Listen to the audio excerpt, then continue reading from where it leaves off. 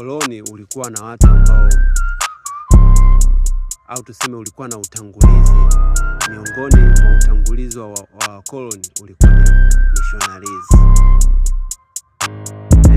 Hawa missionaries walikuwa na mission ambayo iliwafanya waje sehemu mbalimbali za Afrika, ikiwemo sehemu za bahari huku kama huku kwetu Tanzania, Kenya na sehemu mbalimbali. Hawa wakoloni waliingia, lakini hawa missionaries waliingia, lakini walikuwa na mission mbalimbali.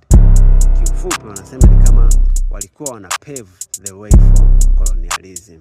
So wakaja na vitu vingi, ambapo siku zote tumekuwa tukizungumzia factors kama za kidini pamoja na elimu. So to be honest, wakoloni walikuwa na akili sana na walifikiria sana kuja na hivi vitu.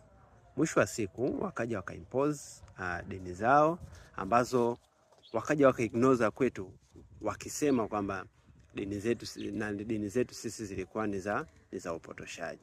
So inawezekana kwa wao ilikuwa ni za upotoshaji kwa sababu wao sio wa jamii ya kwetu huku, lakini jamii ya kwetu at that time inawezekana ilikuwa ni nini?